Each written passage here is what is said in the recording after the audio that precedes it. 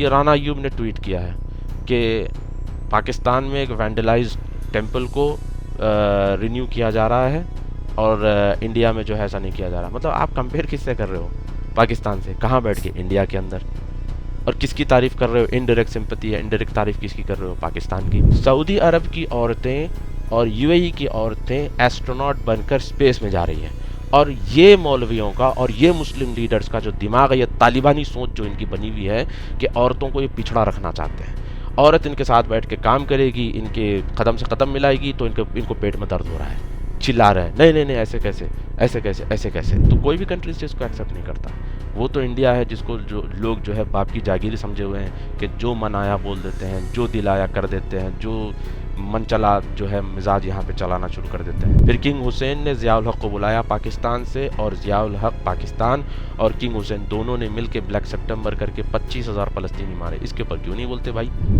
Africa के Sudan और Morocco को इजराइल से प्रॉब्लम नहीं है, बहरीन और यूएई को इजराइल से प्रॉब्लम नहीं है, अरबों को प्रॉब्लम नहीं है, तुर्कों को प्रॉब्लम नहीं है, ना अरबों को प्रॉब्लम है, ना तुर्कों को प्रॉब्लम है, ना कुर्दों को प्रॉब्लम है, ना अफ्रीकी मुसलमानों को प्रॉब्लम है।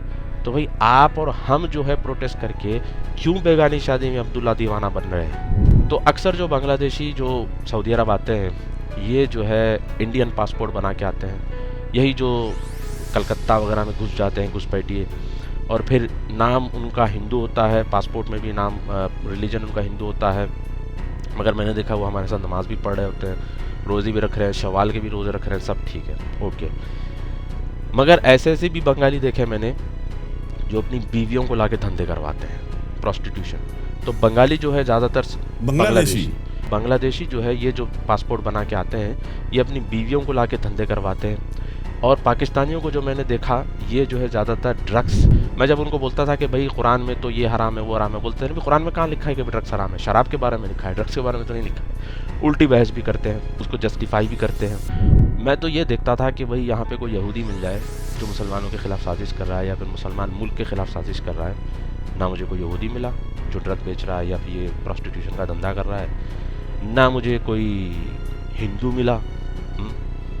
मुझे मिले तो भाई हमारे ही लोग, पाकिस्तान के, बांग्लादेश के, सीरिया के, यमन के, जो मुसलमान मुल्क में यहाँ के ड्रग्स बेच रहे हैं, बेच भी रहे हैं, और फिर जान से बोलते हैं कि भाई ये पी रहे हैं तो हम बेच रहे हैं। एक पाकिस्तानी मुझसे बहस करने लगा। जय दोस्तों, आप देख रहे हैं डिफेंस ऑफेंस। अगर वीडियो पसंद आए तो वीडियो को लाइक कीजिए, चैनल को सब्सक्राइब कीजिए और बेल आइकन दबाना बिल्कुल मत भूलिएगा। और अगर हमें सपोर्ट करना चाहते हैं तो स्क्रीन पे दिए हुए QR कोड को स्कैन करें, या हमारी माताएं बहनें भाई जो विदेशों से देख रहे हैं, जो NRIs हैं, वो हमें पेपल के थ्रू भी सपोर्ट कर सकते हैं।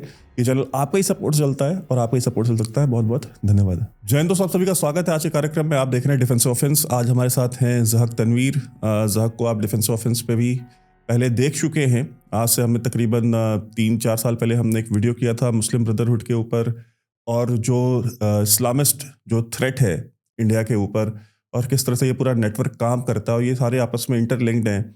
उसमें अलग अलग गवर्नमेंट्स के मुस्लिम ब्रदरहुड को सपोर्ट करने में और उनको एंडोर्स करने में जो रोल रहा है, स्पेशली अमेरिकन जो डीप स्टेट है उसके बारे में भी हमने चर्चा की थी। तुर्की का क्या रोल रहा है, ईरान का क्या रोल रहा है, हमने उसके ऊपर बात की थी। ज़हक कई सारे बहुत मुखर हो करके इंडिया को डिफेंड करते थे, प्राइम मिनिस्टर मोदी को डिफेंड करते थे। जो इंडियन स्टांस था, जो एब्रोगेशन ऑफ आर्टिकल 370 था, उसको उन्होंने डिफेंड किया ग्लोबल स्टेज पे।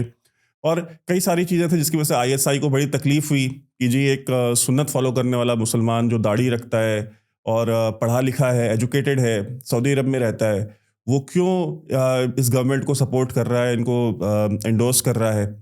तो इससे उनको तकलीफ हुई और उन्होंने सऊदी गवर्नमेंट के ऊपर प्रेशर डाल करके, और वहाँ पे जो उनके कनेक्शंस थे, जो कि ऑब्वियसली बात है, हर गवर्नमेंट ऑर्गेनाइजेशन के ISI के जो उनका सऊदी की जो मुखाबरात होगी, जो उनकी इंटेलिजेंस होगी, उनके साथ उनके ताल्लुक़ होंगे, उनको यूज़ करके उन्होंने प्रेशर बनाया कि जी इस आदमी को आप अरेस्ट कीजिए, ये पाकिस्तान सऊदी रिलेशंस को ख़राब कर रहे हैं। उसकी वजह से ज़ाक भाई को तकरीबन 1 साल से ज़्यादा ही समय जो है वहाँ सऊदी अरेबिया में जेल में रहना पड़ा, और अब वो इंडिया आ गए हैं। हम इसके बारे में बात करेंगे कि ये पूरा का पूरा मामला क्या था, कैसे कैसे क्या क्या हुआ, इनका एक्सपीरियंस वहाँ की जेल में कैसा था। बट हम उस पे जाएं उससे पहले आज हम कुछ जो 2-4 इश्यूज जिनको लेकर के आज हम यहाँ बैठे हैं, हम उसके बारे में बात कर लेते हैं पहले, और इसको फिर हम लास्ट में एक डिटेल में समझेंगे कि वो पूरा मामला क्या हुआ था। और बहुत सारे लोग हैं जो ये बोलते हैं कि जी आप लोग तो यूट्यूब पे बैठे हैं, आप लोग तो सोशल मीडिया पे बात करते हैं, आप लोग को क्या पता है? जी, हम यहाँ बैठे होते हैं और उसकी जो कॉन्सिक्वेंसेज़ होती है, वो हम झेलते हैं और हमें पता होता है। हमारे चैनल हैक हो जाते हैं, हमारे सालों की मेहनत पे पानी फिर जाता है, हमारी रीच कंप्रेस होती है, हमारे वीडियोज़ डिमोनेटाइज़ होते हैं।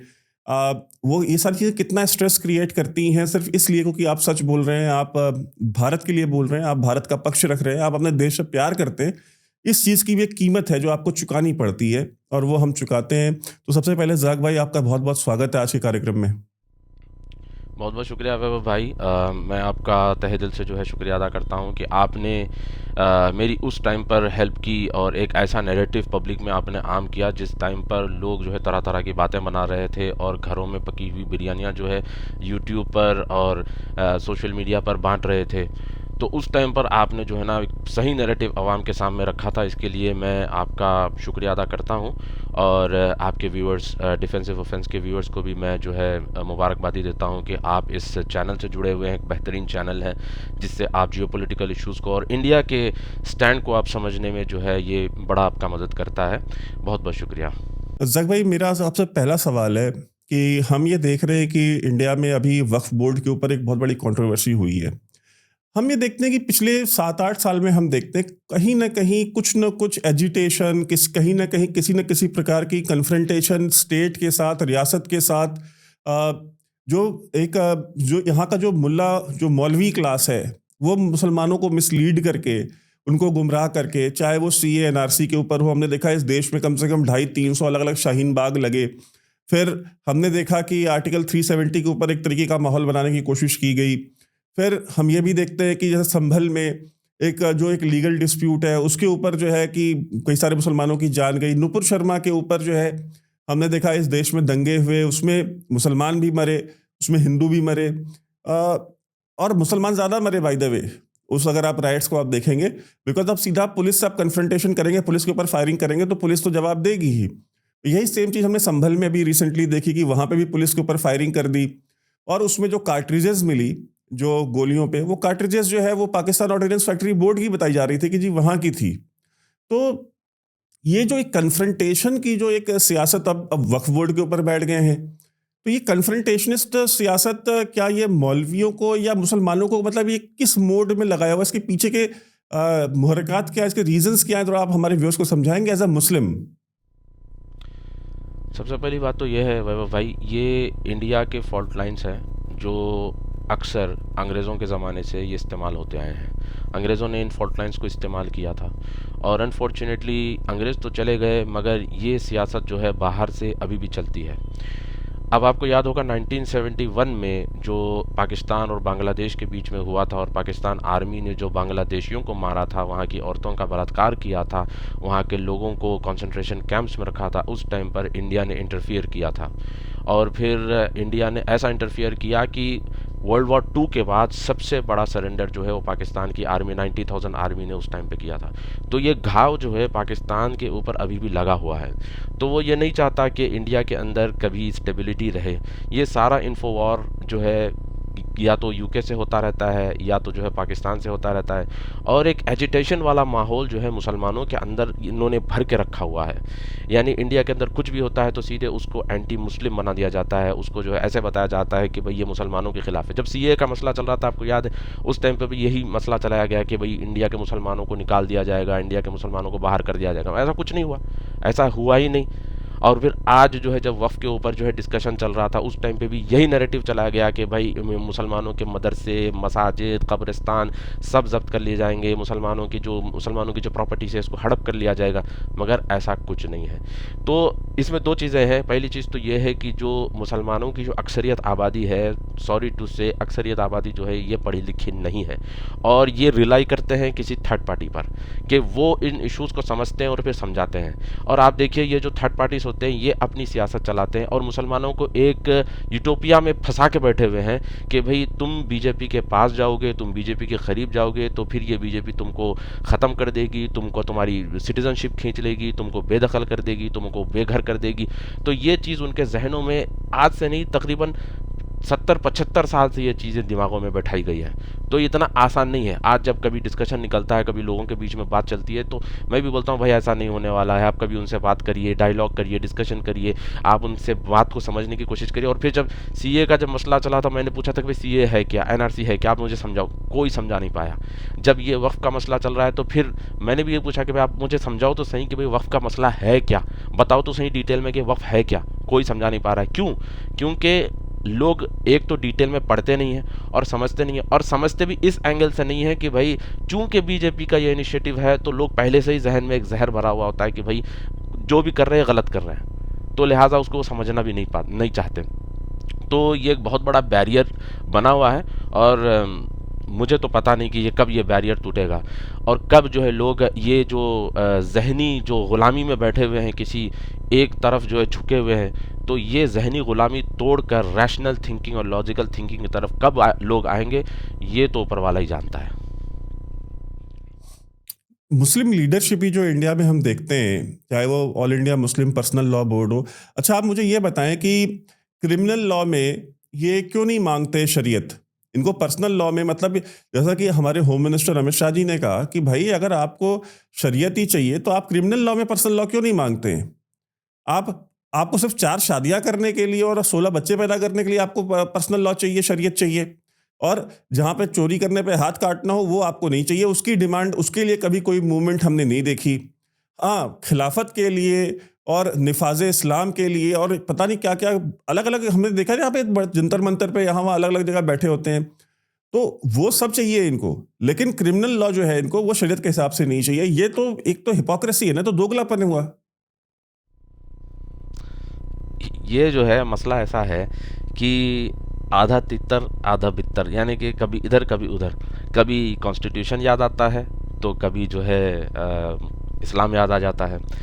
जब आप उनको बोलोगे कि नहीं भाई ये जो आप प्रोटेस्ट कर रहे हो, उलमा ने मना किया है, बड़े बड़े किबार उलमा ने इसको हराम कहा है, तो फ़ौरन गुस्से में आ जाते हैं। गुस्से में आके कहते हैं कि भाई तुम बार बार जो है ना इस्लाम को क्यों यहाँ पे लेके आते हो। ठीक है भाई, चलो इस्लाम को नहीं लाते हैं। कहते हैं कि भाई हमारा तो कॉन्स्टिट्यूशन है। फिर कभी हम कॉन्स्टिट्यूशन को कोट करते हैं तो कहते हैं कि भाई तुम मुसलमान हो, तुम कॉन्स्टिट्यूशन को कोट कर रहे हो, ये तो इंसान का बनाया हुआ कानून है।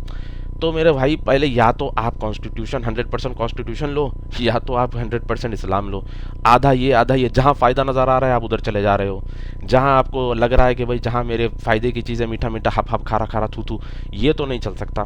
तो ये जो यहाँ पे कहते हैं कि भाई सिविल लॉस में जो है शरीयत हमको चाहिए, और कहते हैं कि भाई क्रिमिनल लॉस में, मैं आपको बताऊं सऊदी अरब में मैं खुद रह के आया हूं, मैंने खुद क्रिमिनल्स को अपने आंखों से देखा है, यमन के और सीरिया के और जो है Nigeria, Kenya, Ethiopia, Pakistan, Afghanistan, हर जगह के क्रिमिनल्स को मैंने देखा है। बाज़ की उंगलियां कटी हुई हैं, बाज़ के हाथ कटे हुए हैं। तो वो लोग अंदर बैठते हैं, इस्लाम की शरीयत की बात भी करते हैं, फिर सऊदी अरब में जो इम्प्लीमेंट होता है ये रूल, उसको गाली भी देते हैं, उसको कहते हैं कि इनको दिमाग नहीं है, इन्होंने ये सख्त कानून बना के रखा है।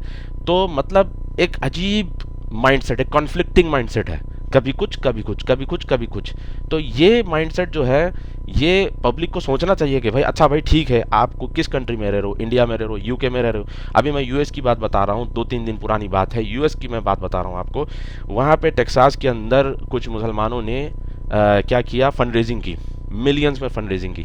और उनका कॉन्सेप्ट क्या है कि वो वहाँ पे एक इस्लामिक सिटी बनाना चाहते हैं, जहाँ पे वो शरिया को नाफिज करेंगे, जहाँ पे जो है रोड्स और गलियाँ जो होंगी उसके नाम खालिद बिन वलीद और बड़े बड़े जो सहाबा थे उनके नाम रखेंगे। अरे मेरे भाई, जब आपको ये करना है तो 50 के ऊपर मुल्क है, करो ना भाई। आप जो है वहाँ से भाग रहे हो, यमन से, लेबनान से, इराक़ से, ईरान से, और भाग के आप पनाह ले रहे हो अमेरिका के अंदर, और फिर वहाँ जाके आपको फिर शरीयत चाहिए। इसके ऊपर मुस्लिम वर्ल्ड लीग के जो मोहम्मद अली ईसा साहब हैं, इनका बड़ा ज़बरदस्त इंटरव्यू है, इसके अंदर इन्होंने कहा था कि अरे भाई तुमको शरीयत चाहिए तो भाई जहाँ है वहाँ जाओ, और जहाँ नहीं है वहाँ जाके तुम शरीयत डिमांड कर रहे हो। एक तरफ कहते हो कि नो नो नो हम सेक्युलर हैं, हम अम्बेडकर को फॉलो करते हैं, अम्बेडकराइट हैं, लाल किताब लेके ठहर जाते हैं कि हम कॉन्स्टिट्यूशन को फॉलो करते हैं, फिर अचानक फिर इस्लाम भी याद आ जाता है, फिर अचानक सेक्युलर भी बन जाते हैं। तो भाई ये दो चीज़ें कैसे चलेंगी? या तो आप कंजर्वेटिव हो तो आप ठीक ठाक चलिए, आप मज़हबी हैं तो आप मज़हब के ऊपर ठीक ठाक चलिए, आप सेक्युलर अप्रोच के साथ जाना चाहते हैं तो सेक्युलर अप्रोच के साथ जाइए। तो कभी इधर कभी उधर, ऐसा तो नहीं चल सकता। नहीं, तो ये जो सिलसिला है, ये सिलसिला आज का तो नहीं है। हम तो ये देख रहे हैं कि जैसे लाउड स्पीकर की ही बात ले लें। लाउड स्पीकर जब अंग्रेज़ लेके आया और अंग्रेज़ों ने कहा कि भाई मस्जिदों पे लाउड स्पीकर लगाओ, तो मौलवियों ने रजिस्ट किया इंडिया में। उन्होंने कहा कि ये शैतानी चरखा है, ये हम अपनी मस्जिदों पे नहीं लगने देंगे। और फिर उसके बाद उन्होंने पैसे दिए, इंसेंटिवाइज़ किया कि भाई ये लाउड स्पीकर अगर जो भी अपनी मस्जिद पे लगाएगा, हम उसको महीने का इतना पैसा देंगे। तो बहुत सारे मौलवियों ने अपनी-अपनी मस्जिदों पे लगवा लिया। तो अच्छा, जब वो मस्जिदों पे जब वो लाउड स्पीकर से अज़ान शुरू हुई, तो मेजॉरिटी जो मुसलमान हैं, वो उन मस्जिदों में जाने लग गए जहाँ पे लाउड स्पीकर लगे हुए थे। तो जहाँ पे नहीं लगे थे, उनके यहाँ कोई जाता नहीं था नमाज़ पढ़ने के लिए। तो उनको समझ में आया, तो फिर उन्होंने फिर पैसे दे करके अपने यहाँ लाउड स्पीकर लगवाए और ये लाउड स्पीकर का कल्चर इंडिया में शुरू हो गया। तो इतिहास जो है लाउड स्पीकर का वो ये है। आज हम देखते हैं जैसे कि लाउड स्पीकर के बिना तो ना मुसलमान मुसलमान रह सकता है, ना मस्जिद मस्जिद हो सकती है। मतलब लाउड स्पीकर एसेंशियल है और उस पे कोई आप कोई बाउंडेशन नहीं लगा सकते कि आप सुबह 4 बजे आपको जितना दिल करे आप उतनी तेज वॉल्यूम में आप उसको लगा करके आप उसको बजाओ जो है। तो क्या सऊदी अरब में बाकी जगहों पे भी यही होता है कि आप सुबह 4 बजे उसको फुल वॉल्यूम पे करके आप रिहायशी इलाकों में, रेजिडेंशियल एरियाज में आप उसको बजा देते हैं? देखिए, ये आपने बहुत ज़बरदस्त पॉइंट यहाँ पे रेज़ किया है। मसला ऐसा है कि कोई भी नई चीज़ आती है, फ़ौरी हम रजिस्ट करते हैं। जो भी नई चीज़ आती है, हमारा काम है उसको रजिस्ट करना। उस टाइम पर इंग्लिश को रजिस्ट किया, कहा कि इंग्लिश सीखना हराम है। फिर उसके बाद लाउड स्पीकर को रजिस्ट किया और फिर उस टाइम पे कल्चर शुरू हुआ। चूँकि लाउड स्पीकर नहीं था तो उलमा जो है चीख कर बयान करते थे। अब रिसेंटली एक आलिम है, अरशद बशीर मदनी साहब, बड़े अच्छे आलिम हैं, उन्होंने पोस्ट किया था कि उस टाइम पर माइक नहीं था तो लोग चीख के बयान करते थे, मगर आज माइक आ गया है और माइक के बीच में आप फिर चीख के बयान कर रहे हो तो ये सेंस नहीं बनता। तो माइक नहीं था तो उस टाइम पर माइक का विरोध, जब आया तो माइक का विरोध किया। प्रिंटिंग प्रेस नहीं था तो हाथ से कुरान लिखने को जो है लोग कहते थे हराम है। फिर उस टाइम पर एक स्कॉलर थे सलाना अमृतसरी पंजाब में, तो फिर उन्होंने जो है अपना सबसे पहला प्रिंटिंग प्रेस लाया। उन्होंने कहा नहीं भाई ये होना चाहिए। तो मसला ये है कि कोई भी नई चीज़ आती है तो फौरी उसको रजिस्ट करते हैं। अब ये जो लाउड स्पीकर है रात के 4 बजे बजा रहे हो, अभी देखिए सायरन, मैं एग्जांपल सायरन का देता हूँ। सऊदी अरब के अंदर अज़ान होती है, अज़ान के हिसाब से आज तो आपके पास स्मार्टफोन हर चीज़ आ गई है, मगर आज के दौर में भी रात में 3, साढ़े 3, 4 बजे, मैं ये नहीं बोल रहा हूँ कि सायरन बंद कर दो, ये तो गवर्नमेंट का मसला है, ये तो पब्लिक का मसला है, मगर मैं एक माइंडसेट की बात बता रहा हूँ। उस टाइम पे सायरन बजती थी, आज सायरन की क्या ज़रूरत है? वो सेम सिस्टम सायरन का अभी भी चला रहे हैं रात में 4 बजे। अच्छा, सऊदी अरब में जो है उन्होंने लॉ निकाला है कि भाई ये जो डेसिबल्स है इसका साउंड कम करना चाहिए, अज़ान होनी चाहिए और फिर नमाज का जो स्पीकर है वो मस्जिद के अंदर होना चाहिए। किसी ने कुछ नहीं बोला, सब ने एक्सेप्ट किया। देखिए, इस्लाम के बारे में मोहम्मद सल्लल्लाहु अलैहि वसल्लम ने कहा था अद्दीनु सहलुन, दीन आसान है। तो आपके पास चांसेस है, आप जितना कम कॉन्फ्लिक्ट क्रिएट करके आप इस्लाम पे अमल कर सकते हैं, करिए, कोई मसला नहीं है। मगर आप अननेसेसरी जो है वहाँ पे रुकोस क्रिएट करेंगे, वहाँ पे अननेसेसरी प्रॉब्लम्स क्रिएट करेंगे, आप उसको जो है खामा खा के जो है आगे बढ़ाएंगे, तो इसमें क्या होगा कि आप जो नॉर्मली अमल करते हैं वो भी आपका रुक जाएगा और दूसरा जो बेचारे कर रहे हैं उनके लिए भी परेशानी खड़ी हो जाएगी। जी, तो ये जो सारा का सारा जो आपने देखा ना कि लाउड स्पीकर के ऊपर तो इंडिया में जो है ओवैसी से लेकर के जितने all India Muslim personal law board वाले हैं या आरफा खानम शेरवानी है या ये मोहम्मद जुबैर है, ये सारे के सारे हम देखते हैं कि ऐसा लगता है कि बिना लाउड स्पीकर के तो मतलब दीन इस्लाम रहेगा ही नहीं, पता नहीं उसका क्या ही बन जाना है। लाउड स्पीकर इतना ज़्यादा इंटीग्रल कैसे हो गया, मतलब कि ये उसके लिए लड़ने मारने पे तैयार हो जाते हैं और फिर उनको कवर फायर जो है वो ये देते हैं, जो सारे आपके जो नए जो ये वाइट कॉलर्ड जो जिहादी हमारे यहाँ आए हैं मार्केट में नए। ये यही मसला है ना कि लाउड स्पीकर को इन्होंने लाउड स्पीकर के तौर पे नहीं देख रहे हैं, ये देख रहे हैं कि ये हिंदू वर्सेस मुस्लिम, हर चीज़ में हिंदू वर्सेस मुस्लिम। ये ज़रूरी नहीं होता, हर चीज़ में आप उसको हिंदू वर्सेस मुस्लिम एंगल देना ज़रूरी नहीं होता। अगर आपको ये बताया जा रहा है कि भाई आप 5 टाइम इतनी ज़ोर से, अभी मैं बाज़ सिटीज़ में जाता हूँ, वहाँ पे लाउड स्पीकर चलता है, एक मस्जिद से अज़ान होती है, बिल्कुल उसके बगल में दूसरी मस्जिद, फिर उसके बगल में तीसरी मस्जिद, और माशाल्लाह बहुत ज़बरदस्त जो है आवाज़ें आती हैं। अच्छी बात है, ठीक है भाई, अज़ान दे रहे हैं, मगर एक सिस्टम होना चाहिए। सऊदी अरब में भी सिस्टम है मस्जिदों का, पर वहाँ पर क्या है कि एक एरिया होता है, अगर यहाँ पे ये मस्जिद है तो फिर उसके फिर कुछ दूर पर एक दूसरी मस्जिद बनाई जाती है। जुमा के दिन सारी मस्जिदों में खुतबा नहीं होता, सिर्फ जुमा मस्जिद में खुतबा होता है, सारी मस्जिदों को मुसल्ला बना दिया जाता है। तो एक सिस्टम के साथ अगर आप चलेंगे तो ठीक है, मगर आप हर चीज़ में एग्रेशन और हर चीज़ में आप हिंदू मुस्लिम एंगल देंगे। अब कल का किसी ने पोस्ट किया था, ये राना अय्यूब ने ट्वीट किया है कि पाकिस्तान में एक वैंडलाइज्ड टेम्पल को रिन्यू किया जा रहा है और इंडिया में जो है ऐसा नहीं किया जा रहा। मतलब आप कंपेयर किससे कर रहे हो? पाकिस्तान से। कहाँ बैठ के? इंडिया के अंदर। और किसकी तारीफ़ कर रहे हो? इनडायरेक्ट सिंपैथी है, इनडायरेक्ट तारीफ़ किसकी कर रहे हो? पाकिस्तान की। और आप पाकिस्तान कभी गए, आपने देखा पाकिस्तान के हालात कैसे हैं? आपने कभी पाकिस्तानियों के साथ बैठ के उनके मसले समझे कि भाई उनके पास क्या मसले चल रहे हैं और क्या कैसा उनका सिस्टम है? आप इंडिया जैसे कंट्री को डिग्रेड कर रहे हो और अप्रिशिएट कर रहे हो पाकिस्तान को।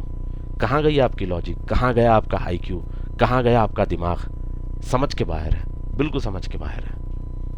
और ये जो हमारा जो हम देखते हैं all India Muslim personal law board में ओवैसी ऐसे लोग बैठे हैं जो वक्फ बोर्ड को डिफेंड करते हैं। आप मुझे बताइए कि as a Muslim Waqf board ने मुझे 2-4 आप एग्जांपल्स दे दें कि वक्फ बोर्ड ने कभी किसी बेवा की शादी कराई हो, किसी यतीम बच्चे को पढ़ा दिया हो, किसी बूढ़े बुजुर्ग का इलाज करा दिया हो। कुछ है ऐसे कुछ 2-4 एग्जांपल आपके पास कि वक्फ बोर्ड ने ऐसा कुछ कराया हो मुसलमानों के लिए, जिनके लिए मुसलमान मतलब ये कह रहे हैं कि भाई ये मुसलमानों के हुकूक मारे जा रहे हैं और वक्फ बोर्ड नहीं रहा तो फिर इस्लामी खतरे में। अच्छा, मुझे नहीं पता कि ये कितना सेंसिटिव कैसा ये मज़हब है। ये 1937 से लेकर के आज तक खतरे में ही है, खतरे से बाहर ही नहीं निकल पा रहा इंडिया में। देखिए, इस्लाम जो है आज दुनिया का सेकंड लार्जेस्ट मज़हब है और 52 के ऊपर कंट्रीज है, 22 के ऊपर तो 22-27 तक तो अरब कंट्रीज ही हैं। तो अब कोई ख़तरे वतरे का मसला है ही नहीं। लोगों के जहन में चलता रहता है कि भाई हम इस्लाम को गालिब करेंगे। अरे मेरे भाई, आपको इस्लाम को गालिब करने की ज़रूरत है ही नहीं। इस्लाम गालिब आ चुका, हो चुका टाइम, दुनिया में फैल चुके, कंट्रीज़ भी बन चुके। अब जो बचा हुआ है आप उसको मैनेज करिए। आपको कहाँ से ख़तरा, कैसे ख़तरा? दुनिया का सेकंड लार्जेस्ट मज़हब है, कहाँ से ख़तरा होगा भाई? कैसे ख़तरा होगा? उल्टा जो है आप दूसरों के लिए आप जो है परेशानियाँ खड़ी कर रहे हो। तो सबसे पहली बात यह है कि लोगों को ये जहन से निकालना चाहिए कि इस्लाम ख़तरे में या हम इस्लाम को गालिब करना है। इस्लाम गालिब आ चुका है, दुनिया में फैल चुका है, सेकंड लार्जेस्ट पोजीशन पे आप हो, ठीक है। अब जो है भाई आपके पास, उसको आप रिटेन करिए, उसको आप मैनेज करिए, उसको आप चलाइए ढंग से। ये चीज़ है असल। और आपने जो पूछा है अभी कि वक्फ से कभी किसी को फ़ायदा हुआ है, नहीं हुआ है, नहीं हुआ है, वाकई में नहीं हुआ है फ़ायदा।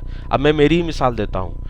मैंने इंजीनियरिंग की इतनी मुश्किल और मशक्क़तों के साथ, मुझे पता है, मेरे पेरेंट्स को पता है, मेरे फादर कैसे कैसे जाकर जो है उन्होंने मेहनत की और फिर जो है मेरी इंजीनियरिंग की फ़ीस की, ये मुझे पता है। और होना चाहिए था कि हमारे जैसे जो बच्चे हैं, हमारे जैसे जो लोग हैं जो पढ़ने में अच्छे और पढ़ना चाहते हैं, आगे बढ़ना चाहते हैं, वफ़ का एक मैनेजमेंट होना चाहिए जिससे हम लोगों को सपोर्ट होना चाहिए था। नहीं, कई ऐसे ओल्ड सिटी में चले जाइए, अवेसी के ही आप कॉन्स्टिट्यूंसीज में चले जाइए, ऑटो चलाने वाले, बंडी चलाने वाले और ये रोज़ की दिहाड़ी वाले आपको मिलेंगे।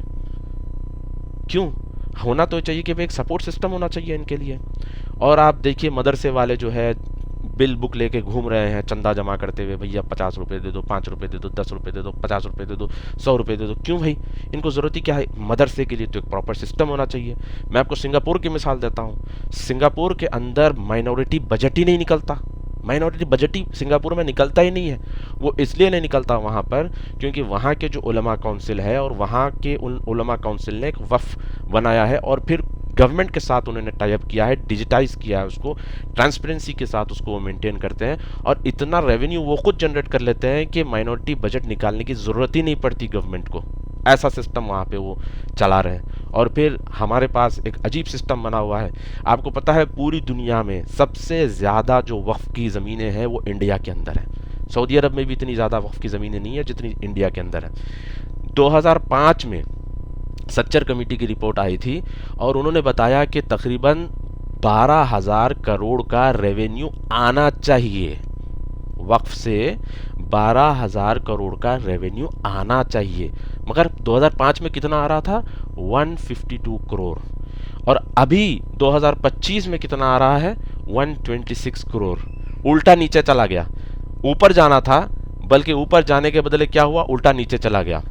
2004 में वाईएसआर राजशेखर रेड्डी जो कांग्रेस के लीडर थे हैदराबाद में, तेलंगाना में, आंध्रा में उनकी हुकूमत थी, 1630 एकड़ वक्फ की ज़मीनें इन्होंने 32 करोड़ की जो उसकी 32,000 करोड़ का जो उसका क्या कहते हैं टोटल उसका प्राइस था, उन्होंने एमएनसीज को दे दिया। और फिर उनके साथ कोलैबोरेशन में कौन थे? हमारे मुसलमान लीडर्स। उस टाइम पे आपने गड़बड़ क्यों नहीं मचाई? जब 32,000 करोड़ की 1630 एकड़ की वक्फ की प्रॉपर्टियां एमएनसीज को दी जा रही थी, उस टाइम पे आपने क्यों नहीं मचाया गड़बड़ कि भाई हमारी मस्जिदें जा रही है, हमारे मदरसे जा रहे हैं, हमारे कब्रिस्तान जा रहे हैं? उस टाइम पे क्यों नहीं बोला भाई? क्यों? क्योंकि आप उनके साथ अलायंस करके गवर्नमेंट चला रहे थे। तो आप अपने हिसाब से काम करते रहते हो, कोई मसला नहीं है, मगर अगर बीजेपी करती है, उसको रेगुलराइज करने की बात करती है, एफिशिएंसी लाने की बात करती है, उसके अंदर मैनेजमेंट को सही तरीके से चलाने की बात करती है, तो आपको जो है पेट में दर्द होने लगता है। देखिए, तकरीबन 6 लाख रजिस्टर्ड वक्फ प्रॉपर्टीज़ हैं इंडिया के अंदर, जिसमें मस्जिद है, दरगाह है, कब्रिस्तान है, कमर्शियल बिल्डिंग्स हैं, ठीक है। और मैं आपको हैदराबाद की बात बता रहा हूँ, 900 के करीब जो है शॉप्स हैं, दुकानें हैं, 900 के करीब यहाँ चार मीनार के पास। उसका एक एक शॉप का जो रेवेन्यू होना चाहिए या किराया होना चाहिए 50,000, 1 लाख, 2 लाख, मगर कितना किराया पता है आपको? 500 रुपये, 600 रुपये, 1000 रुपये। 500, 600, 1000 रुपये आज के दौर में 2025 में। और तकरीबन 70,000 के करीब वक्फ प्रॉपर्टीज़ जो हैं इंक्रोच हुई हैं, 70,000 के करीब वक्फ प्रॉपर्टीज इंक्रोच हुई है। बेंगलोर के अंदर 500 करोड़ की प्राइम लोकेशन पर प्रॉपर्टी है वक्फ की, और फिर उसका किराया कितना है? 15,000 रुपये। 15,000 रुपये उसका किराया है। तो basically poor management, under staff, under funded, ठीक है। तो जिसका जो रेवेन्यू है वक्फ का, जो एजुकेशन पर, हेल्थ पर, स्कॉलरशिप पर, सोशल अपलिफ्टमेंट पर खर्च होना चाहिए था, वो जो है लोगों की जेबों में गया। आज जब रेगुलराइजेशन की बात हो रही है, डिजिटाइजेशन की बात हो रही है, तो सब चिल्ला उठ रहे हैं, सब गड़बड़ मचा रहे हैं। तो जाहिर सी बात है भाई, जिसके पेट में दर्द है उनको गोली खानी चाहिए, और जिसको फ़ायदा ही नहीं हुआ है तो वो क्या, मतलब वक्फ बिल से क्या लेना देना उनका, समझ ही नहीं है। और एक बात यहाँ पर यह है कि वक्फ बिल में 2013 में भी जो बताया गया था कि भाई औरतें होनी चाहिए, इसके अंदर एक औरत होनी चाहिए। अब इस बिल में ये बताया गया कि 2 औरत मैंडेटरी होनी चाहिए, मुसलमान औरत। सऊदी अरब की औरतें और यूएई की औरतें एस्ट्रोनॉट बनकर स्पेस में जा रही हैं, और ये मौलवियों का और ये मुस्लिम लीडर्स का जो दिमाग है, ये तालिबानी सोच जो इनकी बनी हुई है कि औरतों को ये पिछड़ा रखना चाहते हैं। औरत इनके साथ बैठ के काम करेगी, इनके कदम से कदम मिलाएगी, तो इनको पेट में दर्द हो रहा है, चिल्ला रहे हैं, नहीं नहीं नहीं, ऐसे कैसे, ऐसे कैसे, ऐसे कैसे। तो अलमुहिम बताना मकसद ये है कि वफ़ की प्रॉपर्टियों से इन शॉर्ट किसी मुसलमान को कोई फ़ायदा नहीं हुआ है। जिसको हुआ है वो, जिसके पास वक्फ के रिकॉर्ड्स मौजूद हैं, उनको हुआ है। तेलंगाना में वक्फ का जो रिकॉर्ड्स का रूम है कई साल से बंद है, लॉक है, कोई अंदर एक्सेस ही नहीं है।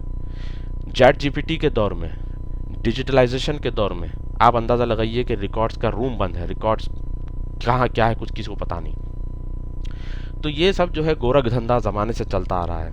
अच्छा, यहाँ पर जो सबसे बड़ा मसला उठाया जा रहा है वो ये है कि वक्फ में नॉन मुस्लिम कैसे आ सकता है। कह रहे हैं कि भाई नॉन मुस्लिम का वक्फ में क्या लेना देना है। मेरे भाई, इंडिया में सबसे ज़्यादा जो फ़िक़्ह फॉलो होती है वो हनफी फ़िक़्ह फॉलो होती है, ठीक है।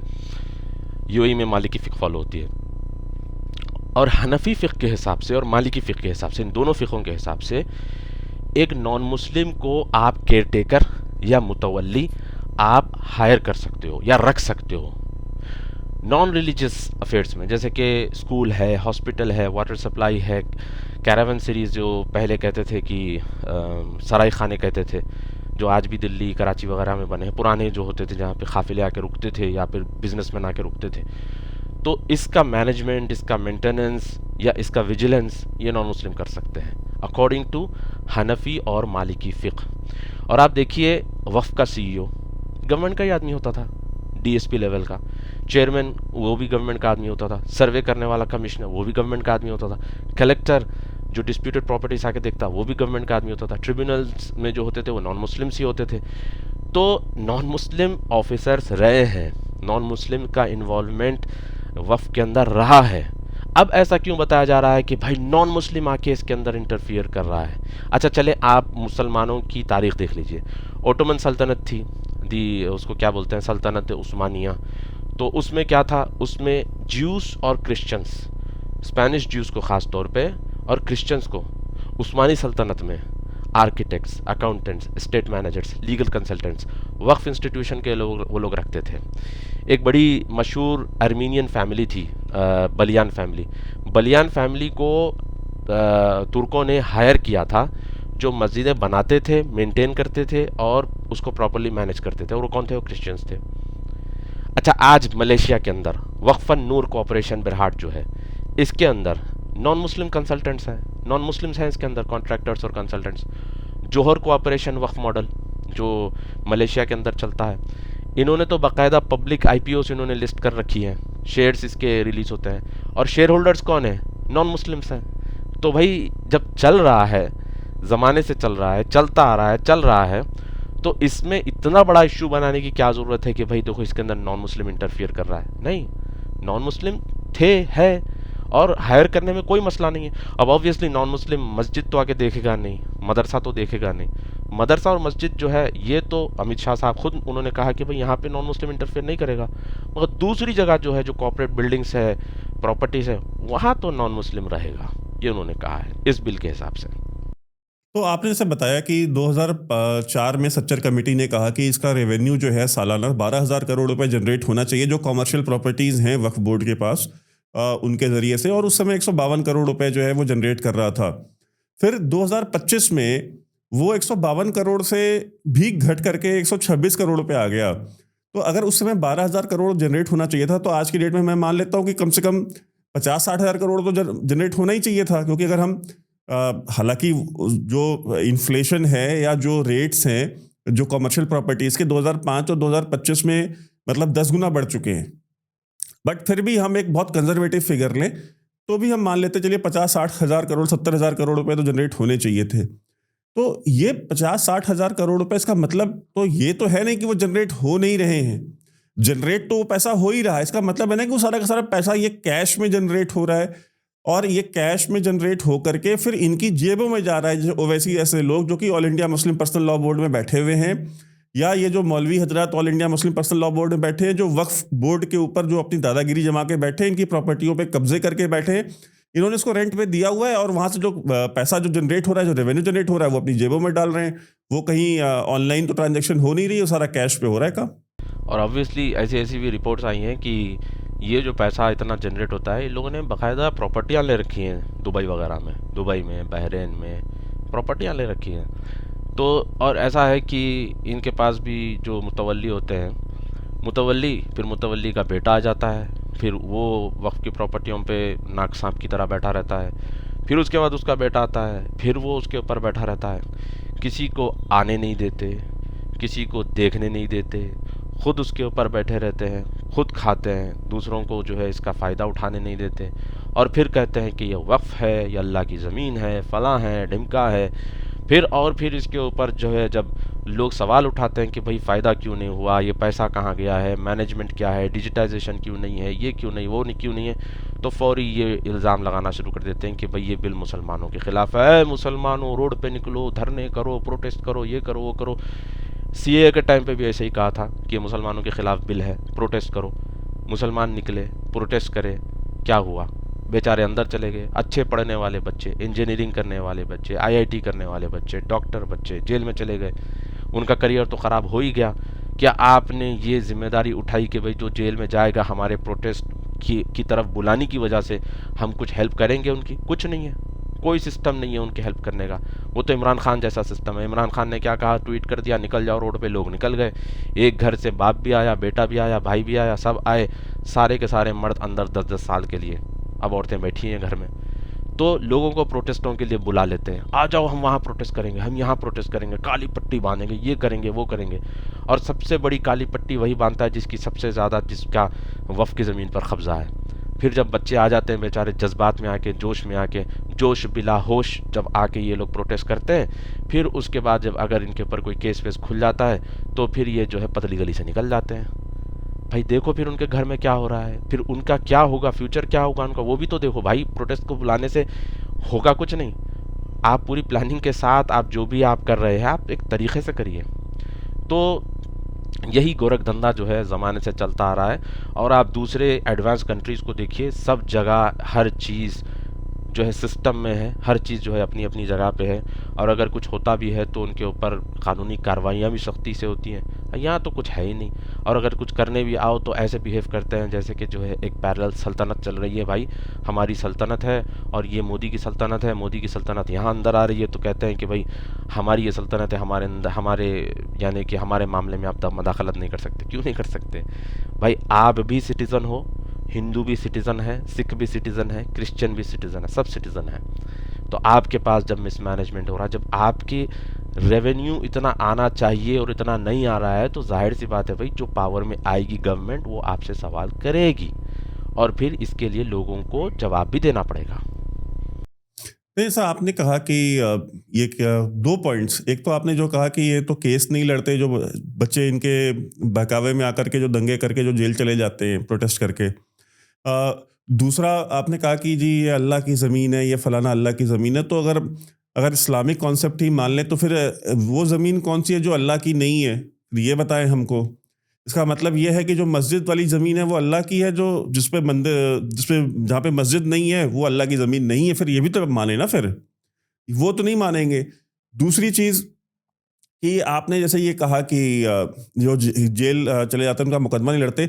ये संकट मोचन बम ब्लास्ट वाले हों, इंडियन मुजाहिदीन के जो पकड़े गए लड़के वो हों, कन्विक्ट जो हुए हैं लोअर कोर्ट से भी जो कन्विक्ट हुए हैं उनका भी हायर कोर्ट्स में, ये जितने भी टेररिस्ट एक्टिविटीज में इंडियन लड़के पकड़े गए उन सबका केस लड़ती है all India Muslim personal law board. उनके वकीलों के पैसे देते हैं, ये ऑन रिकॉर्ड देते हैं। लेकिन लेकिन ये उन बच्चों एक का नहीं देते जो मतलब एक जो अजीब दंगों सा में मसला अंदर जाते हैं, उनका पैसा नहीं देते। बस इंडियन मुजाहिदीन वालों का और जो आईसिस में गए थे लड़ने उनका, मतलब इनके पैसे देंगे ये। यानी देखिए, मसला ऐसा है कि प्रायोरिटीज़ जो है सारी अपसाइड डाउन है। आपको पता होगा केरला में केस हुआ था, वो पीएफआई का जो लड़का था, वो एक डॉक्टर लड़की थी, हादिया शायद, मैं नाम भूल रहा हूँ उसका। तो वो लड़की कन्वर्ट हुई थी इस्लाम में। कन्वर्ट होने के बाद जो है फिर उसने उससे शादी की थी, फिर बहुत बड़ा केस हुआ था। उन्होंने कपिल सिब्बल साहब को हायर किया था, तकरीबन 95 लाख उस केस के ऊपर खर्चा हुआ। 95 लाख एक लड़की जो कन्वर्ट होके आई थी उसके ऊपर। बताओ इतना पैसा कहाँ, किसका पैसा था भाई? मुसलमानों का पैसा, जज्बात में खर्च कर दिए। ठीक है, लग गया इसके पीछे पैसा। अब आप जो बता रहे हो कि भाई इंडियन मुजाहिदीन के चार्जेस में जो है बच्चे पकड़े जाते हैं और जिसके ऊपर सब्सटेंशियल प्रूफ भी होता है और उनके लिए केस लड़ने के लिए पैसा दिया जाता है, मगर ये प्रोटेस्टों में जो होते हैं बच्चे पकड़े जाते हैं जो खामखा ऐसे ही आ जाते हैं, जज्बात में आ जाते हैं या इमोशनली चार्जड अप होकर आ जाते हैं, उनका कोई केस लड़ा नहीं जाता। उनके लिए लॉयर्स हायर नहीं किए जाते, उनके लिए ना आवाज़ उठाई जाती है। कई लड़के तो ऐसे जिनके नाम आप और हम जानते भी नहीं हैं, सिर्फ इनके बस कुछ चुनिंदा लोग हैं जिनके नामों को जानबूझ के हाईलाइट किया जाता है, जैसे उमर खालिद है, शर्जील इमाम है। इसके अलावा तो भाई कई ऐसे लड़के जिसके नाम आपने जाने भी नहीं होंगे, सुने भी नहीं होंगे। क्यों क्यों भाई? आए, इस्तेमाल किए, छोड़ दिए उनको, यानी कि यूज़ एंड थ्रो, यूज़ हो गए, छोड़ दो भाई, खलास छोड़ दो। तो ऐसा तो नहीं चल सकता। तो जब आप जो है एक लोग कहते हैं कि भाई हम इस्लाम को गालिब करेंगे पूरी दुनिया में, अरे भाई आपको जो चीज़ें ऊपर वाले ने दी है वो तो आपसे मैनेज हो नहीं पा रही है और आप नई के चक्कर में लगे हुए हो। अच्छा जाक भाई, ये बताइएगा ज़रा कि चिकन नेक काटने की बात शर्जील इमाम करता है कि भाई चिकन नेक जो है वो इंडिया से वहाँ पे जाकर के इतना मवाद डालो कि वो चिकन नेक कट जाए और जो 7 सिस्टर्स है, जो नॉर्थ ईस्टर्न स्टेट्स है इंडिया के, वो इंडिया से अलग हो जाए। अब आप मुझे बताइए कि इस तरह की बातें करने के बाद, अगर इस तरह की बात मैं सऊदी अरब में कर दूं या मैं अमेरिका में जहाँ पे इतनी फ्रीडम ऑफ स्पीच है, वहाँ पे मैं बोल दूं कि जी टेक्सास और ये जो जितना भी सब एरिया है ना, इनको जो है कि इंडिपेंडेंट जो है वो स्टेट हो जाना चाहिए, उसके लिए जितने भी वाइट सुप्रीमेसिस्ट हैं सारे इकट्ठे हो जाओ and let's veg war against the state of United state of America. तो क्या वहाँ पे बर्दाश्त करेंगे? क्या हम अगर स्कॉटलैंड के ऊपर या इन चीज़ों के ऊपर, आयरलैंड के ऊपर हम जाके यूके में इस तरह की बात करें तो क्या वो बर्दाश्त करेंगे? मतलब ये हमको, अच्छा शर्जील इमाम को फिर ये सारे आरफा खानम शेरवानी से लेकर के, ये राना अयूब से लेकर के, ये मोहम्मद जुबैर से लेकर के, उनको ऐसा बताते हैं कि जी पता नहीं कौन से खलीफा के बेटे हैं ये, कि मतलब बड़ा नेक और दीन का काम कर रहे थे और उनको उठा करके जो है अननेसेसरी जेल में डाल दिया है। वैभव भाई, मसला ऐसा है कि किसी भी कंट्री में ये जो स्किज़म होता है या जो ट्रीज़न होता है, इसको एक्सेप्ट नहीं किया जाता। आप अब मेरा ही केस देख लीजिए। आप सऊदी अरब के अंदर बैठकर, मैंने पाकिस्तान के बारे में पोस्ट किया, सऊदी अरब के बारे में भी नहीं कहा मैंने, ना अरबों के बारे में कहा, बल्कि मेरा तो इतना कंटेंट, रिच कंटेंट है सऊदी अरब की सपोर्ट में, मगर पाकिस्तान के बारे में बोला तो उनको लगा कि नहीं भाई, आप हमारा अलायंस जो है उसके ख़िलाफ़ बोल रहे हो। अमेरिका में बैठ के आप इजराइल के बारे में बोलिए, आपके ऊपर कार्रवाई हो जाएगी, ठीक है, एंटीसेमिटिज्म के आपके ऊपर चार्जेस लग जाएंगे, डिपोर्ट कर दिया जाएगा।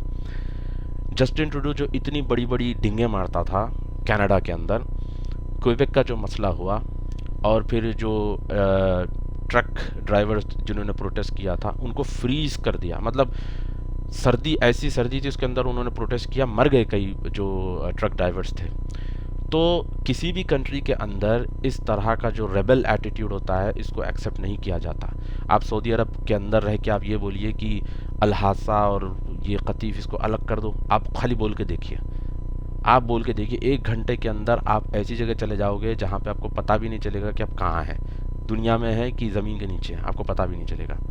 आप यूएई के अंदर इस तरह से कुछ बोल के दिखा दो, बहरीन के अंदर बोल के दिखा दो, आप चाइना के अंदर बोल के दिखा दीजिए, आप चाइना के अंदर बोल के दिखा दीजिए, अमेरिका के अंदर बोल के दिखा दीजिए, किसी भी कंट्री के अंदर आप तोड़ने की और आप उसको तोड़ के अलग एक रियासत, सेपरेट कंट्री बनाने की आप बात करेंगे, कोई बर्दाश्त नहीं करेगा।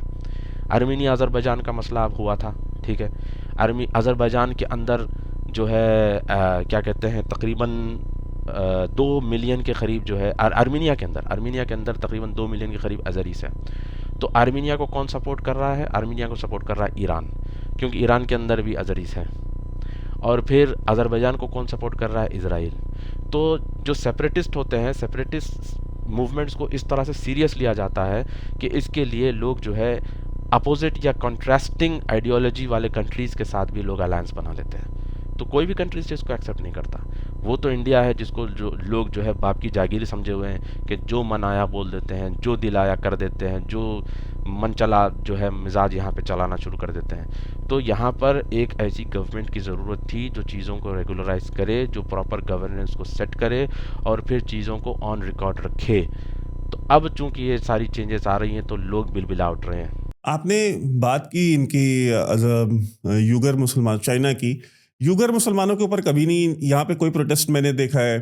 मैंने बलोचों के नाम पे यहाँ पे कोई प्रोटेस्ट नहीं देखा है। मैंने पश्तूनों के ऊपर जो जुल्म हो रहे हैं उसके ऊपर नहीं देखा। जो सिंधी मुसलमानों को मार करके उनकी लाशें जो है चौक चौराहों पे फेंकी गई, उस पर मैंने देखा। सब कुछ छोड़ दिए, जो महाजिर जो यहाँ से गए हुए हैं, इंडिया से गए हुए हैं वहाँ पे, कराची में, हैदराबाद में, सक्खर में, उनकी 20,000 बंदा मार दिया महाजिर, उसके ऊपर कभी इनके मैंने कोई प्रोटेस्ट इंडिया में नहीं देखा।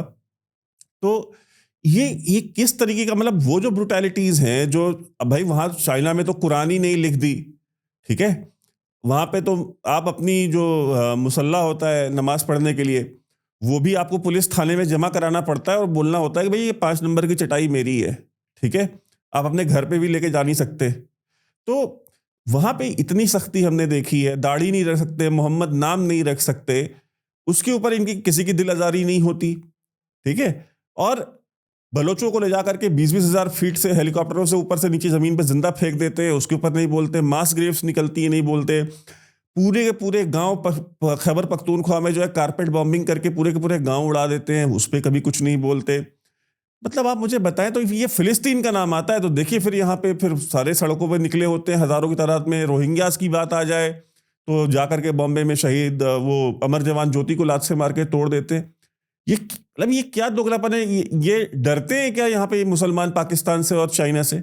यहाँ के मुसलमानों का तो पता नहीं है इंडिया के कि पाकिस्तान और चाइना से डरते हैं, मगर एक बेशर्मी वाला एटीट्यूड है कि दुनिया में बहुत सारी जगहों पे बहुत सारे इश्यूज हो रहे हैं और सिर्फ 1-2 इश्यूज़ को लेकर ऐसा बताते हैं कि सिर्फ यही इशू है। अच्छा भैया, ये फ़लस्तीन का जो मसला है आज से नहीं, तकरीबन 75 साल 70-80 साल से मसला चल रहा है। इसके ऊपर इतना पैसा लगा, इतने डोनेशंस गए, इतनी लॉबिंग हुई, इतनी पावर स्ट्रगल उसके लिए हुई। सोल्यूशन क्या निकला? कुछ नहीं। क्यों? सोल्यूशन निकल सकता है, निकालना नहीं चाहते हैं। क्यों निकालना नहीं चाहते हैं? क्योंकि अगर सोल्यूशन निकलेगा तो फिर ये पूरी इंडस्ट्री बंद हो जाएगी। बाकायदा ये इंडस्ट्री है इनके लिए। अब लोग कहते हैं कि भाई देखो ये फ़लस्तीनियों के ख़िलाफ़ बोल रहा है। मैं फ़लस्तीनियों के ख़िलाफ़ नहीं बोल रहा हूँ। फ़लस्तीनी तो बेचारे, वो तो पॉलिटिक्स के बीच में फंसे हुए हैं। अच्छा, फ़लस्तीनियों को पनाह दी थी लेबनान ने, वहाँ पे क्या किया? क्योंकि फ़लस्तीनी ऐसा नहीं है कि पूरे के पूरे मुसलमान हैं, उसके अंदर क्रिश्चियन भी है, एथिस्ट भी है, कम्युनिस्ट भी है, मार्क्सिस्ट भी है, हर किस्म के लोग मिक्स हैं, ठीक है। ये सिर्फ मुसलमान का इशू नहीं है। लोग कहते हैं कि ये मुसलमान का और इस्लाम का इशू है। सबसे पहले ये समझना चाहिए कि भाई इस्लाम और मुसलमानों का इशू था ही नहीं। 1940s में जब ये शुरू हुआ था ये अरब इशू था। वो तो बाद में 1989 के बाद जो है उसको इन्होंने इस्लाम का इशू बना दिया। उससे पहले तो वो एक अरब कॉज था, अरब इशू था। जिसमें अरब क्रिश्चियंस थे और अरब क्रिश्चियंस भी फ़लस्तीनियन कॉज को सपोर्ट करते थे। ठीक है, लेबनान में ये लोग गए। लेबनान में जाने के बाद क्या हुआ, वहाँ पर क्रिश्चियंस के ख़िलाफ़ इनका मसला चलना शुरू हो गया, वहाँ पे इंटरनल कॉन्फ्लिक्ट शुरू हो गया, अंदर जो है पब्लिक डिसऑर्डर इन्होंने क्रिएट किया, लेबनान ने उनको वहाँ से निकाल दिया। जॉर्डन गए, जॉर्डन में रहे, जॉर्डन में जाके इन्होंने क्या किया, किंग हुसैन जो है जॉर्डन के, उन्हीं को मारने के लिए इन्होंने असैसिनेशन अटेम्प्ट किया। फिर किंग हुसैन ने ज़ियाउल हक़ को बुलाया पाकिस्तान से, और ज़ियाउल हक़ पाकिस्तान और किंग हुसैन दोनों ने मिल के ब्लैक सितंबर करके 25,000 फ़लस्तीनी मारे। इसके ऊपर क्यों नहीं बोलते भाई? इस पे भी तो बोलिए। इस पे भी आप जो है कुछ डे जो मनाया जाता है ना, कुछ डे की तरह एक ब्लैक सितंबर डे भी मनाना चाहिए, जिसमें जॉर्डन और पाकिस्तान दोनों ने मिल के 25,000 फ़लस्तीनी मारे थे। उस पर क्यों नहीं चर्चा होती? उस पर भी तो चर्चा होनी चाहिए। और फिर कुवैत के अंदर थे 2.5 मिलियन के करीब, तो सद्दाम जब कुवैत के ऊपर अटैक कर रहा था तो उस टाइम पर इन्होंने क्या किया, सद्दाम को सपोर्ट कर दिए। और फिर कुवैत को जब ये पता चला तो जो फ़लस्तीनी बाहर जा चुके थे उनको वापस उसने एक्सेप्ट नहीं किया, और जो अंदर थे उनको उन्होंने एक्सपेल कर दिया, निकाल दिया। कुवैत में फ़लस्तीनियों को वीज़ा नहीं मिलता। तो मसले सिर्फ ये एक नहीं है, बहुत मसले हैं, मगर लोग सिर्फ वो एक छोटी एक दो चीज़ों को पकड़ के बैठ जाते हैं, पढ़ते नहीं भाई ये मुसलमान का मसला है, फ़लस्तीन के लिए हम जान भी दे देंगे, ये दे देंगे, वो देंगे। अब एक मैं बात बताता हूँ, कई फ़लस्तीनियों से मैं मिला, उनको ये भी नहीं पता कि हिंदुस्तान के अंदर मुसलमान रहते कि नहीं पर। उनको ये उनके दिमाग में बैठा हुआ है कि पाकिस्तान मतलब मुस्लिम, इंडिया मतलब हिंदू। उनको ये भी नहीं पता कि इंडिया के अंदर मुसलमान है। जब मैंने कहा उनसे कि भाई 25 करोड़ मुसलमान हैं, तो कहने लगा अच्छा 25 करोड़ है। सीरियंस को, फ़लस्तीनियन को, जॉर्डेनियन को इनको पता ही नहीं कि इंडिया के अंदर मुसलमान है। और फिर हमारे इंडिया के मुसलमान जो है आपके मोमिनपुरा में, शिवाजी नगर बेंगलोर में, या हैदराबाद के अंदर, या दिल्ली जाकिर नगर में ये प्रोटेस्ट कर रहे हैं, नेस्ले का बॉटल उठा के फेंक रहे हैं, स्टारबक्स को बॉयकॉट कर रहे हैं, मैकडॉनल्ड्स उठा के फेंक रहे हैं, ये लेस पोटैटो चिप को बॉयकॉट कर रहे हैं। क्या होगा भाई इससे? क्या होगा? 1973 में पूरे अरब कंट्रीज़ ने मिलकर ऑयल एम्बार्गो लगाया था अमेरिका के ऊपर कि इजराइल को सपोर्ट बंद करो। उसका कुछ फ़ायदा नहीं हुआ। ऑयल एम्बार्गो लगाने के बाद भी 2 बिलियन का एड अमेरिका ने इजराइल को दिया, और आज इतना सब कुछ होने के बाद भी अमेरिका 8 बिलियन का एड इजराइल को दिया है। 20,000 के करीब राइफल्स, असॉल्ट राइफल्स अमेरिका ने इजराइल को सप्लाई किए। भाई जिसके पास पैसा है, जिसके पास लॉबी है, उनके बॉयकॉट करने से ही फ़र्क नहीं पड़ता है। तो भाई आपके चिप्स और ये स्टारबक्स और ये फिर किटकैट चॉकलेट बॉयकॉट करने से क्या होगा? तो लोगों को चाहिए कि भाई अपना नेशनल इंटरेस्ट देखें। जब अरबों का मसला चल रहा था इजराइल के साथ, तो फिर हमारे जहनों में ये बिठाया गया कि भाई यहूदी मलून है, लानत है इनके ऊपर, ये है वो है, फला फला फला। और अचानक एक दिन सुबह में जब इनके साथ नॉर्मलाइजेशन हो गया तो अरब और यहूदी बाजू बाजू बैठे हुए और कह रहे हैं कि भाई हम इब्राहिम की औलाद हैं। तुर्की के तैयब उर्दुगान साहब जो है ये 3 टाइम इजराइल के ख़िलाफ़ जो है बयान करते हैं, फिर चौथी बार जो है इजराइल के प्रेसिडेंट को लेकर अपने सीने पे हाथ लगा के उनके सामने सलूट भी कर रहे हैं। तो क्या मसला है? फिर तुर्की के एर्दोगान साहब जो है थियोडोर हर्जल की खबर पे भी जाते हैं, फिर वहाँ पे फूल भी चढ़ाते हैं। तो मसला क्या है कि हर कंट्री अपना अपना नेशनल इंटरेस्ट देखता है। अफ्रीका के सूडान और मोरक्को को इजराइल से प्रॉब्लम नहीं है, बहरीन और यूएई को इजराइल से प्रॉब्लम नहीं है, अरबों को प्रॉब्लम नहीं है, तुर्कों को प्रॉब्लम नहीं है, ना अरबों को प्रॉब्लम है, ना तुर्कों को प्रॉब्लम है, ना कुर्दों को प्रॉब्लम है, ना अफ्रीकी मुसलमानों को प्रॉब्लम है। तो भाई आप और हम जो है प्रोटेस्ट करके क्यों बेगानी शादी में अब्दुल्ला दीवाना बन रहे हैं? तो ये हम लोगों को सोचना चाहिए कि भाई हमारा नेशनल इंटरेस्ट सबसे पहले आता है। और इंडिया की फॉरेन पॉलिसी एकदम क्लियर है, 2 स्टेट सोल्यूशन। ना इंडिया इजराइल को ब्लैंकेट सपोर्ट करता है और ना इंडिया फ़लस्तीन को ब्लैंकेट सपोर्ट करता है। इंडिया कहता है कि Israel has a right to exist, और at the same time India ये भी कहता है कि फ़लस्तीनियों को भी राइट टू एग्जिस्ट है। 2 स्टेट सोल्यूशन की इंडिया बात करता है। इंडिया की फॉरेन पॉलिसी एकदम क्लियर है, ना इनकी साइड ना उनकी साइड। इंडिया रशिया के साथ भी अच्छे ताल्लुकात रखता है, अमेरिका के साथ भी। और इंडिया जो है चाइना के साथ भी अच्छे रिलेशंस रखता है, इंडिया जो है अमेरिका के साथ भी अच्छे रिलेशंस रखता है, रशिया के साथ भी अच्छे रिलेशंस रखता है। और इंडिया जो है अरब्स के साथ भी और इजराइलियों के साथ भी, सबके साथ अच्छे रिलेशंस इंडिया मेंटेन करता है। तो ये बात मैंने एक इजिप्शियन 2 स्टार कैप्टन था, करप्शन चार्जेस में आया था, उसको मैंने बात बताई तो उसने कहा कि भाई आप सही कह रहे हो, आप लोगों की ये बात हमें बहुत अच्छी लगती है कि आप लोग बिजनेस पे ज़्यादा फोकस करते हो और ये तीसरों की लड़ाई में आप नहीं आते। तो मैं यही कहता हूँ कि भाई तुम्हारी लड़ाई हम क्यों लड़े भाई? तुम एक दिन लड़ते हो, दूसरे दिन उनके साथ गले में हाथ लगा के बैठ जाते हो, तो तुम्हारी लड़ाई हम क्यों लड़े? हम हमारा मसला देखेंगे, तुम्हारा मसला तुम देखो।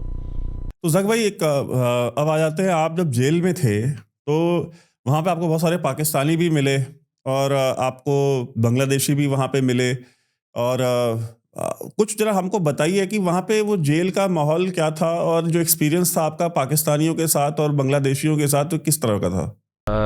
देखिए, मुझे जो है इन लोगों ने जानबूझ के पाकिस्तानी अंबर में रखा था। अंबर यानी कि जो सेल होता है, पाकिस्तानियों के साथ रखा था। तकरीबन 5 महीने मैं पंजाबियों के साथ रहा, 7 महीने मैं पठानों के साथ रहा। तो बड़ा एक कॉन्फ्लिक्टिंग मिजाज इन दोनों कौमों के अंदर देखा, पठानों में और पंजाबियों में। इनकी जो रग रग होती है इससे वाकिफ़ हुआ। बांग्लादेशियों के साथ भी था, एक दूसरा सेल था वो बांग्लादेशियों का था। तो अक्सर जो बांग्लादेशी जो सऊदी अरब आते हैं, ये जो है इंडियन पासपोर्ट बना के आते हैं। यही जो कलकत्ता वगैरह में घुस जाते हैं घुसपैठिए, और फिर नाम उनका हिंदू होता है, पासपोर्ट में भी नाम रिलीजन उनका हिंदू होता है। मगर मैंने देखा वो हमारे साथ नमाज भी पढ़ रहे होते हैं, रोज़े भी रख रहे हैं, शवाल के भी रोज़े रख रहे हैं, सब ठीक है, ओके। मगर ऐसे ऐसे भी बंगाली देखे मैंने जो अपनी बीवियों को लाके धंधे करवाते हैं, प्रोस्टिट्यूशन। तो बंगाली जो है ज़्यादातर बांग्लादेशी। बांग्लादेशी जो है, ये जो पासपोर्ट बना के आते हैं, ये अपनी बीवियों को लाके धंधे करवाते हैं। और पाकिस्तानियों को जो मैंने देखा, ये जो है ज़्यादातर ड्रग्स और अमाना ख़याना, यानी कि सामान दिया हुआ है 2 लाख रियाल का, 3 लाख रियाल का, आपको फ़लाँ जगह पहुंचाना है। वहाँ पहुंचाने के बदले आप क्या कर रहे हो, आप उसको चुरा के किसी और को बेच रहे हो। तो चोरी के जुर्म में और ड्रग्स के जुर्म में, ड्रग पेडलिंग, ड्रग सेल वगैरह। अच्छा, बेचते भी हैं और जाम से कहते हैं, बड़े प्राउड से कहते हैं कि भाई ये हम अरबों को बेच सकते हैं, ये हराम नहीं है।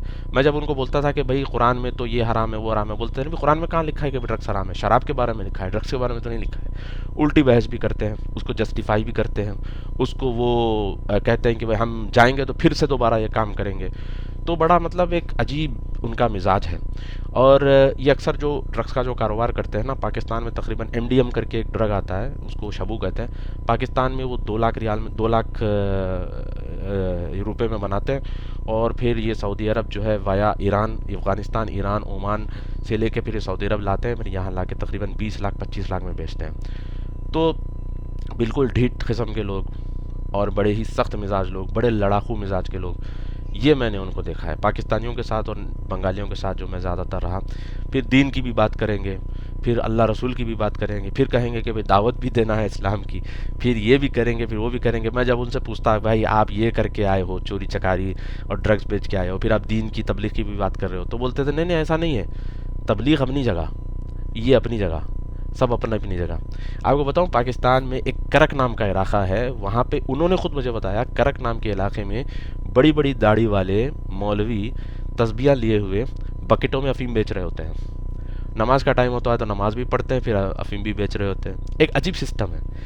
एक बंदा मुझे मिला पाकिस्तानी, कहने लगा कि उसका जो हैंडलर था, वो हैंडलर उसको बोलता था कि भाई फ़लाँ फ़लाँ जगह जाकर ये ड्रग्स सप्लाई करना है, और फिर सप्लाई करने से पहले पूछता था ज़ोहर की नमाज़ हो गई आपकी, तो नहीं अभी नहीं हुई, पहले नमाज़ पढ़ो फिर जाओ। तो ये एक पता नहीं क्या मिजाज है ये, मतलब ये एक तरफ जो है नमाज अल्लाह रसूल भी करेंगे, फिर दूसरी तरफ ड्रग्स भी बेचेंगे, फिर ये भी करेंगे। और आपको पता है एक बाकायदा UN की एक बुक है, यूनाइटेड नेशंस की छपी हुई बुक है, नार्को टेरर। इसके अंदर इन्होंने काफ़ी डिटेल में बताया है। इसमें बताया कि ये पूरा जो नार्को नेटवर्क है ये अफ़गानिस्तान से निकलता है और इसको पूरा हैंडल करता है ISI। बाकायदा उन्होंने उसमें पूरा प्रूफ किया है कि ये पूरा ISI इसको हैंडल करता है। बेनज़ीर भुट्टो का जो असैसिनेशन हुआ था इसीलिए हुआ था, मतलब बहुत सारी चीज़ें हैं। बहुत डीप ये सब्जेक्ट है और सुपरफिशियली इसको हम बात भी नहीं कर सकते। तो हाँ, ईरानी भी थे हमारे साथ जेल में, ईरानी थे। एक ईरानी जो तकरीबन 25 साल से था, पहले उसको 20 साल की सज़ा हुई, फिर 25 साल, फिर उसको 20 किया, फिर उसका बिहेडिंग वाला उसको दे दिया, क्योंकि वो बोट में ईरान से वो तकरीबन 500 किलो जो है ये हीरोइन लेके आया था। तो फिर वो बोलता था नहीं नहीं अभी हमारे ईरान के साथ रिलेशंस अच्छे हो गए सऊदी के, तो मुझे निकाल लेंगे। मगर जब मैं आया दिसंबर में, तो जनवरी में मैंने न्यूज़ पढ़ी कि उसको, वो दम्माम रीजन में ही था वो, उसको जो है बिहेड कर दिया गया था, एग्जीक्यूशन उसका हो गया था। अबू मोहम्मद जवाद नाम था उसका। तो बात यह है कि मैं तो ये देखता था कि भाई यहाँ पे कोई यहूदी मिल जाए जो मुसलमानों के ख़िलाफ़ साजिश कर रहा है या फिर मुसलमान मुल्क के ख़िलाफ़ साजिश कर रहा है। ना मुझे कोई यहूदी मिला जो ड्रग बेच रहा है या फिर ये प्रोस्टिट्यूशन का धंधा कर रहा है, ना मुझे कोई हिंदू मिला। मुझे मिले तो भाई हमारे ही लोग, पाकिस्तान के, बांग्लादेश के, सीरिया के, यमन के, जो मुसलमान मुल्क में यहाँ के ड्रग्स बेच रहे हैं, बेच भी रहे हैं, और फिर जान से बोलते हैं कि भाई ये पी रहे हैं तो हम बेच रहे हैं। एक पाकिस्तानी मुझसे बहस करने लगा, कहने लगा कि भाई इनको पहले बोलो कि ये पीना बंद करो, फिर हम इनको बेचना बंद करेंगे। तो ये मिजाज है। अब इस मिजाज से आप बताइए कि किस डायरेक्शन में लोग जा रहे हैं। Thank you so much Zak भाई, and since you are back तो हम टाइम पे अब हम प्रोग्राम्स करते रहेंगे, और मैं आपसे रिक्वेस्ट करूंगा कि आप अपना चैनल भी रीएक्टिवेट करिए, और उसके लिए भी आपको बहुत बहुत मेरी शुभकामनाएं हैं कि आप उसको भी रीएक्टिवेट कीजिए, and let's just start talking about issues that we have always been talking about. Let's address those issues, because और तो कोई करेगा नहीं, और जो करते हैं उनके अपने पर्सनल बायसेस होते हैं, अपने पर्सनल इंटरेस्ट होते हैं। न्यूट्रली लॉजिकली कोई भी बात नहीं करता। कहते हैं ना कि सिफारिश ये चारों तरफ है। तो बहुत बहुत आपका शुक्रिया, and hope to see you soon in Delhi. Thank you so much Vaibhav भाई, बहुत बहुत अच्छा लगा आपसे बात करके, और दिल की बातें मुझे निकालने का मौका मिला है आपके चैनल के थ्रू, और मैं उम्मीद करता हूँ कि आपकी ऑडियंस इसको एंजॉय करेगी। Thank you so much. Thank you so much, thank you so much sir.